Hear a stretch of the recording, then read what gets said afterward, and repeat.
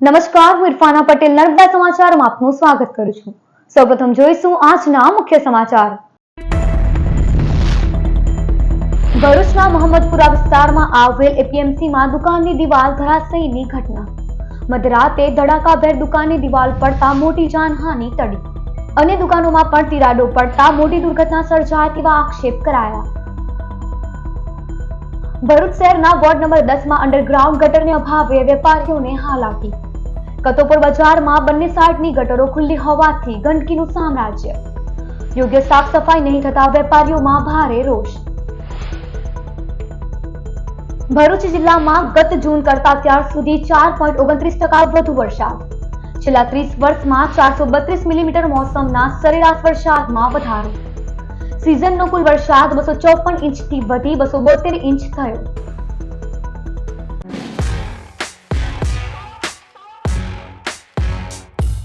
ભરૂચના મોહમ્મદપુરા વિસ્તારમાં આવેલ એપીએમસીમાં મધરાતે દુકાનની દિવાલ ધરાશાયી થતા મોટી દુર્ઘટના ટળી હતી।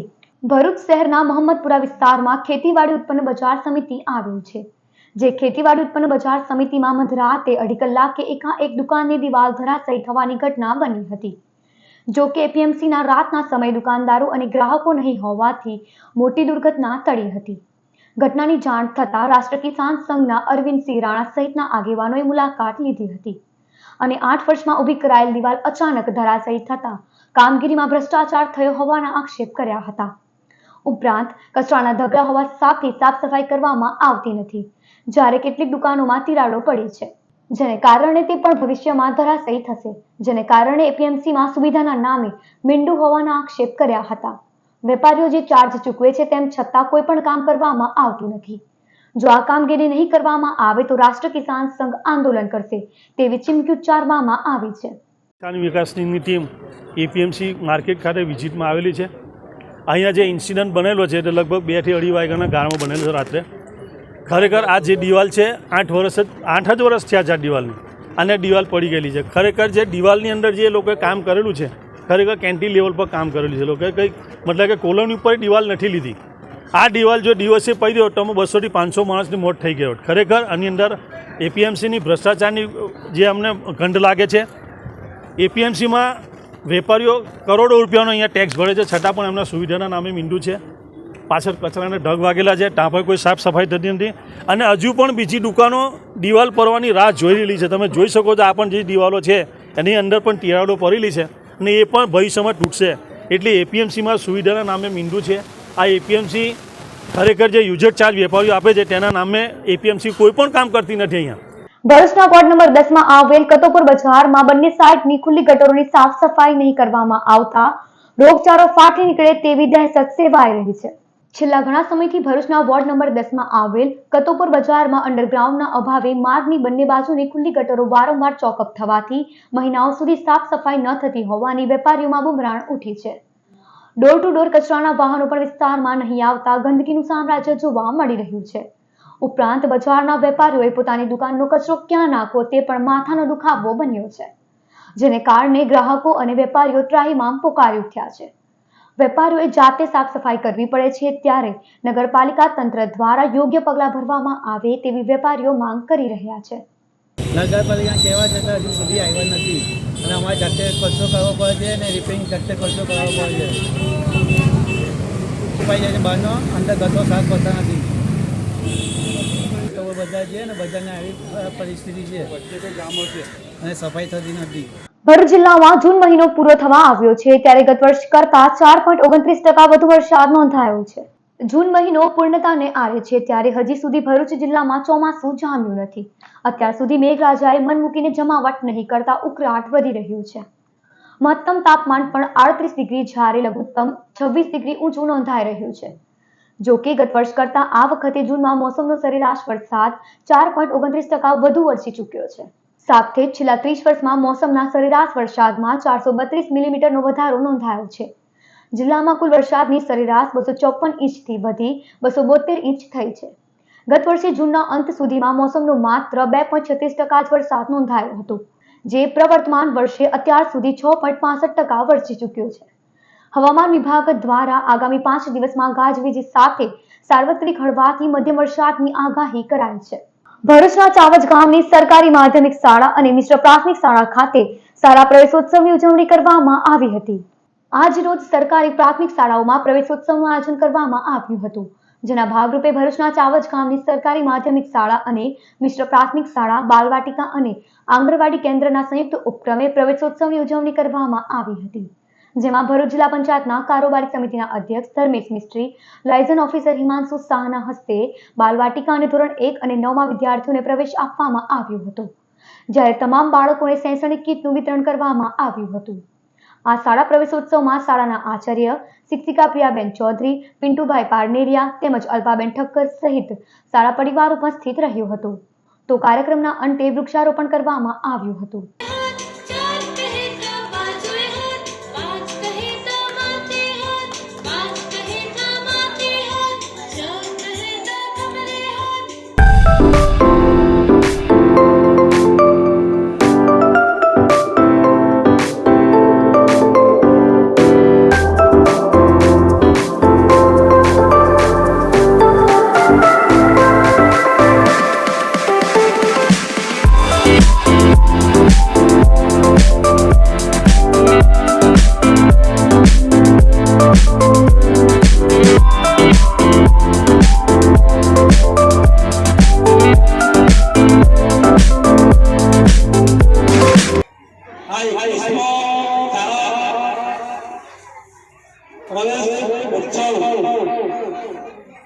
આજે ચાવજ ખાતે યોજવામાં આવેલ છે. આ શાળા પ્રવેશોત્સવની શરૂઆત 21 વર્ષ પહેલા આ દેશના યશસ્વી વડાપ્રધાન માનનીય શ્રી નરેન્દ્રભાઈ મોદી, એ સમયના તત્કાલીન મુખ્યમંત્રી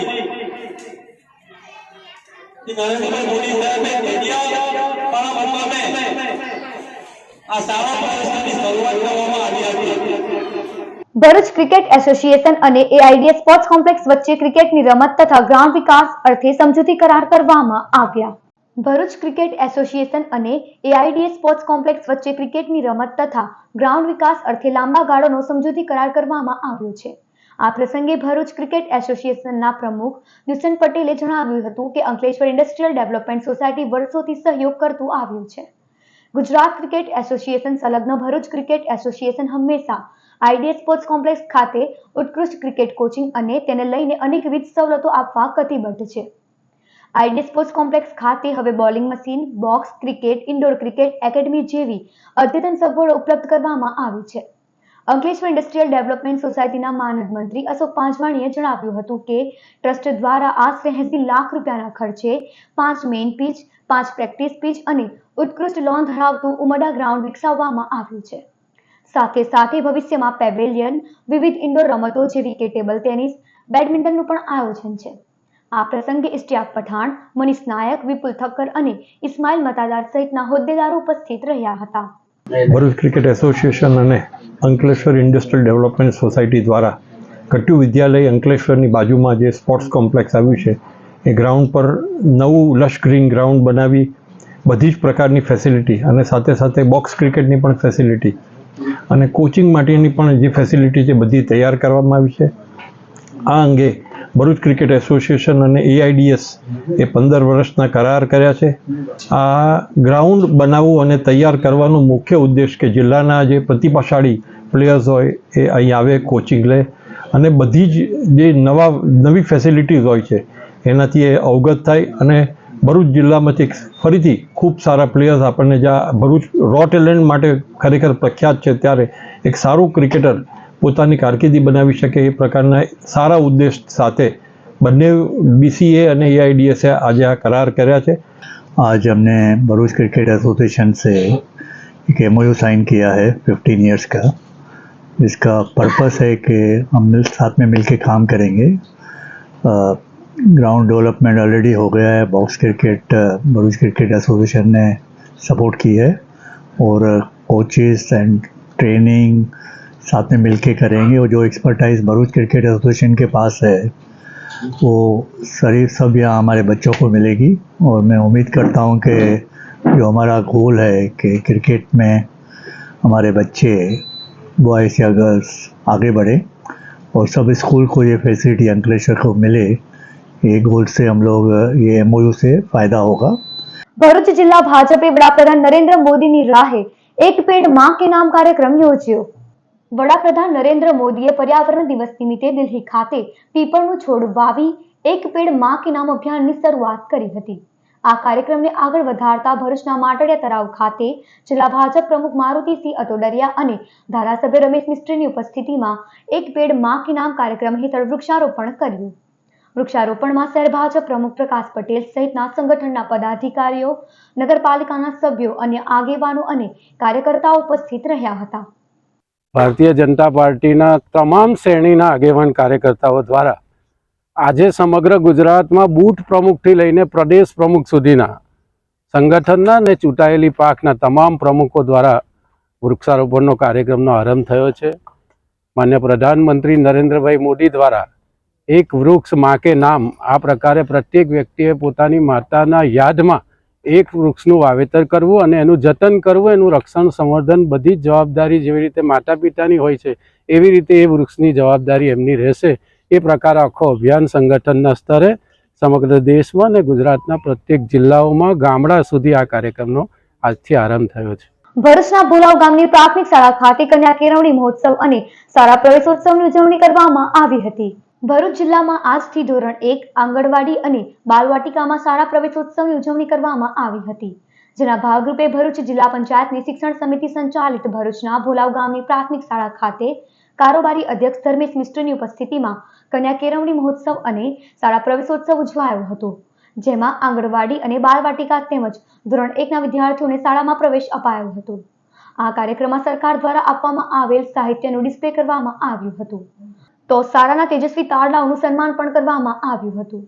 આ શાળા પ્રવેશોત્સવમાં ગામના સરપંચ, ડેપ્યુટી સરપંચ અને તાલુકા પંચાયતના સભ્યો તેમજ શાળા પરિવાર ઉપસ્થિત રહ્યો હતો. આજે 21 વર્ષ પછી ગુજરાતની અંદર ગુણવત્તાયુક્ત શિક્ષણ એ થઈ રહ્યું છે. મિત્રો, આપણા મુખ્યમંત્રી શ્રી ભૂપેન્દ્રભાઈ પટેલ વનવાસી જે ડાંગ જિલ્લો છે એ ડાંગ જિલ્લાના આંબાવાડી પ્રાથમિક શાળા છે ત્યાંથી આજે શાળા પ્રવેશની શરૂઆત કરવાના છે. લગભગ ગુજરાતની અંદર 32.33 લાખ વિદ્યાર્થીઓને આજે પ્રવેશ આપવામાં આવવાનો છે.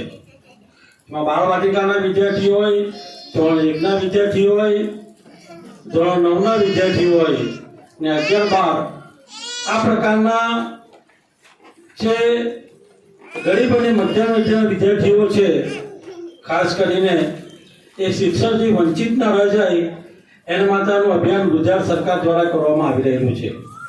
અંકલેશ્વરની નોબરિયા સ્કૂલના કમ્પાઉન્ડમાં શાળા પ્રવેશોત્સવ અને કન્યા કેળવણી મહોત્સવની ઉજવણી કરવામાં આવી હતી. શિક્ષણના અમૃતપાન વિના એક પણ બાળક વંચિત ન રહે તેવા આશયથી શિક્ષણ વિભાગ દ્વારા શાળા પ્રવેશોત્સવ કન્યા કેળવણીના 21મા તબક્કાનો આજથી પ્રારંભ કરવામાં આવ્યો છે. ત્યારે અંકલેશ્વરની નોબરિયા સ્કૂલના કમ્પાઉન્ડમાં શાળા પ્રવેશોત્સવમાં અને કન્યા કેળવણી મહોત્સવના કાર્યક્રમનું આયોજન કરવામાં આવ્યું હતું. આ પ્રસંગે અંકલેશ્વર પ્રાંત અધિકારી ભવદીપસિંહ જાડેજા, અંકલેશ્વર નગરપાલિકાના પ્રમુખ લલિતાબેન રાજપુરોહિત તેમજ શિક્ષણ સમિતિના ચેરમેન ગણેશ અગ્રવાલ સહિતના મહાનુભાવો અને શાળા પરિવાર ઉપસ્થિત રહ્યો હતો. આ કાર્યક્રમમાં બાળકોને શાળામાં પ્રવેશ કરવામાં આવ્યો હતો. સાથે શૈક્ષણિક કીટનું પણ વિતરણ કરવામાં આવ્યું હતું.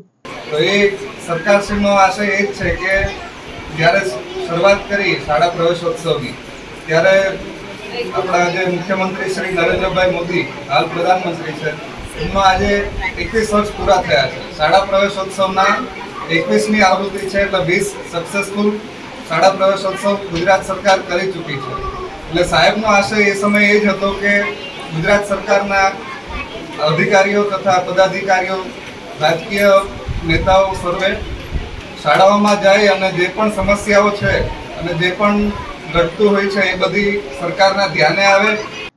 જ્યારે અંકલેશ્વર નગરપાલિકાના પ્રમુખ લલિતાબેન રાજપુરોહિત, ઉપપ્રમુખ ભાવેશ કાયસ્થની ઉપસ્થિતિમાં આ શારદા ભવન ટાઉન હોલ ખાતે દીપ પ્રાગટ્ય થકી શાળા પ્રવેશોત્સવ અને કન્યા કેળવણી મહોત્સવની ઉજવણી કરવામાં આવી હતી. જેમાં EN જીનવાલા અને MTM ગર્લ્સ હાઈસ્કૂલનો વિદ્યાર્થીઓનો પ્રવેશ આપવામાં આવ્યો હતો. બંને શાળાના વિદ્યાર્થીઓ આપ સૌનું હું બંને શાળાઓમાં સ્વાગત કરું છું.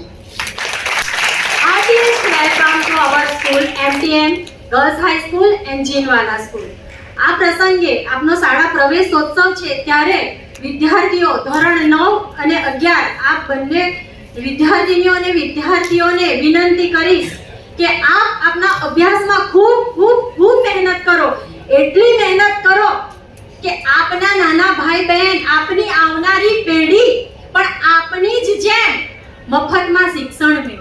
હરિયાણાના રાજ્યપાલ બંડારુ દત્તાત્રેય સ્ટેચ્યુ ઓફ યુનિટીની મુલાકાત લીધી. હરિયાણાના રાજ્યપાલ બંડારુ દત્તાત્રેય દ્વારા ગુજરાત પ્રવાસ દરમિયાન નર્મદા જિલ્લાની મુલાકાતે આવ્યા હતા. મુલાકાત બાદ સ્ટેચ્યુ ઓફ યુનિટી વિસ્તાર વિકાસ અને પ્રવાસન નિયમન સત્તામંડળ દ્વારા રાજ્યપાલને સ્મૃતિ રૂપે સરદાર સાહેબની प्रतिकृति અને कॉफी टेबल बुक अर्पण कराया था. गुजरात में स्टैच्यू ऑफ यूनिटी एक भारत श्रेष्ठ भारत का जो प्रोजेक्ट मैंने देखा बहुत ही मुझे आनंद लगा है. इसलिए यहाँ सरदार वल्लभ भाई पटेल का उनका जो विग्रह है 182 मीटर्स हाइट का जो tallest statue in the world वो बहुत ही सांकेतिक तरीके से और बहुत मजबूती से तैयार किया गया है. वैसे ही प्रधानमंत्री नरेंद्र मोदी जी ने ये प्रोजेक्ट का जो विजन, उनका दार्शनिक दृष्टिकोण है, ये बहुत ही सराहनीय है.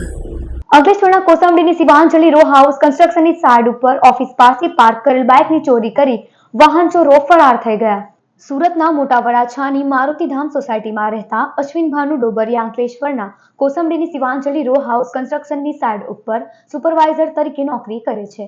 જેઓએ ગત તારીખ 20મી જૂનના રોજ શિવાંજલિ રો હાઉસ કન્સ્ટ્રક્શનની સાઇડ ઉપર ઓફિસ પાસે પોતાના કાકાના નામની બાઇક નંબર GJ5HJ723 પાર્ક કરી સુરત ખાતે ગયા હતા. તે દરમિયાન વાહન ચોરો ત્રાટકી 30,000ની બાઇકની ચોરી કરી ફરાર થઈ ગયા. ચોરી અંગે અંકલેશ્વર જેડીસી પોલીસે ગુનો નોંધી તપાસ હાથ ધરી છે. ભરૂચ અંકલેશ્વર જૂના નેશનલ હાઈવે ઉપર ગોલ્ડન સ્ક્વેર પાસે મુખ્ય માર્ગ ઉપર પડેલ ખાડાનું યોગ્ય પેચવર્ક કરવામાં આવે તે અત્યંત જરૂરી. ભરૂચ અંકલેશ્વર જૂના નેશનલ હાઈવે પર પૂર બાદ માર્ગ બિસ્માર બનતા હાલ ખાડો સાથે ઉબડખાબડ બન્યો છે. ત્યારે ગોલ્ડન સ્ક્વેર પાસે મુખ્ય માર્ગ ઉપર ખાડો પાડ્યો હતો, જે ખાડાનું પુરાણ કરવામાં આવ્યું છે, પરંતુ કાદવથી પૂરવામાં આવ્યું છે. ત્યારે આ ખાડાને યોગ્ય પેચવર્ક થકી પુરાણ કરવામાં આવે તે અત્યંત જરૂરી છે. જો યોગ્ય સામે પગલાં નહીં ભરવામાં આવે તો ખાડો વધુ ફેલાય તેવી શક્યતા છે. ભરૂચ નગર સેવા સદનનું ફાયર વિભાગ વધુ અસરકારક બન્યું છે.